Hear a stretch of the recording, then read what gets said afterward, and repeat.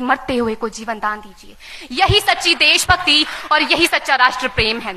ना सरकार मेरी है, ना रब मेरा है, ना सरकार मेरी है, ना रब मेरा है, और ना ही ये बड़ा सा नाम मेरा है। बस इतनी सी बात का गुरूर है मुझे कि मैं भारत की हूं और ये भारत मेरा है और ये भारत मेरा है। परंतु एक वैचारिक बीमारी हमारे समाज में मुझे नजर आती है। कहा जाता है हम दुनिया के सबसे बड़े लोकतंत्र हैं, जहां हिंदू पैदा होते हैं, मुस्लिम, सिख और ईसाई भी पैदा होते हैं, लेकिन बदकिस्मती है अब इंसान पैदा नहीं होते। और मेरे विचारों में ना हिंदू की जरूरत है, ना मुसलमान की जरूरत है। राष्ट्र निर्माण के लिए केवल अच्छे इंसान की जरूरत है, केवल अच्छे इंसान की जरूरत है। जरा सोच कर देखिए, ये पेड़ पौधे और शाखाएं भी परेशान हो जाएं अगर परिंदे भी हिंदू और मुसलमान हो जाएं।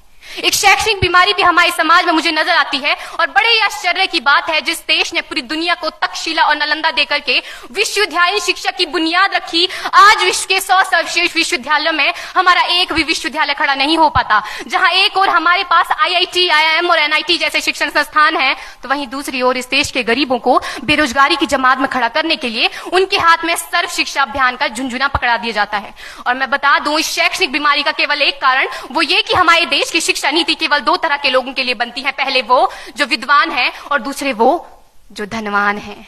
इसी तरह की कई गजब की बीमारियां हैं, और इन बीमारियों की जो जड़ है ना, वो हमारा अंधविश्वास। और मेरे विचारों में जब तक इस देश का युवा अपनी सफलता के लिए मंदिरों में जा जाकर नारियल फोड़ फोड़ कर भगवान को रिश्वत लगाता रहेगा, हमारे समाज का शिक्षित वर्ग ही बिल्ली के रास्ता काटने पर खड़े हो जाना, अपने धर्म अपनी जाति को ऊंचा मानकर दूसरों के धर्म की अवहेलना करता रहेगा, तब तक ना तो इस देश से अंधविश्वास खत्म होगा और ना ही हमारा राष्ट्र निर्माण संभव होगा।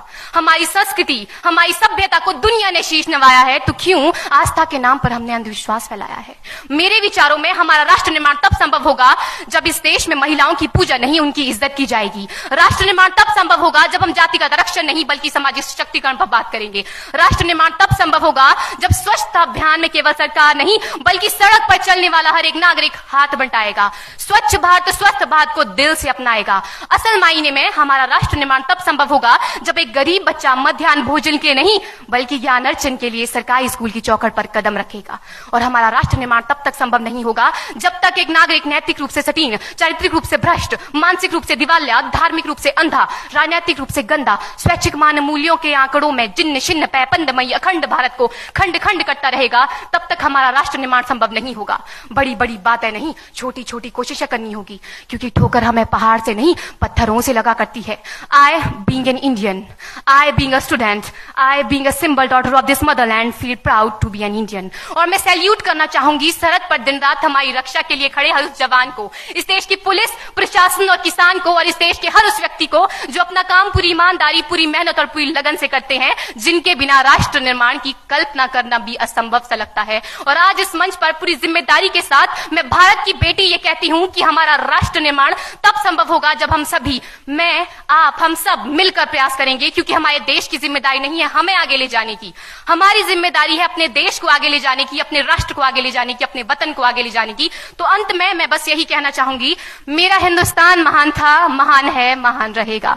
मेरा हिंदुस्तान महान था, महान है, महान रहेगा। होगा हौसला सबके दिलों में बुलंद तो एक दिन पाकिस्तान भी जय हिंद कहेगा। पाकिस्तान ही क्यों, सारा जहान जय हिंद कहेगा, क्योंकि सारे जहां से अच्छा हिंदुस्तान हमारा, सारे जहां से अच्छा हिंदुस्तान हमारा, हम बुलबुलें हैं इसकी, ये गुलिस्तान हमारा, ये गुलिस्तान हमारा। जय हिंद, वंदे मातरम।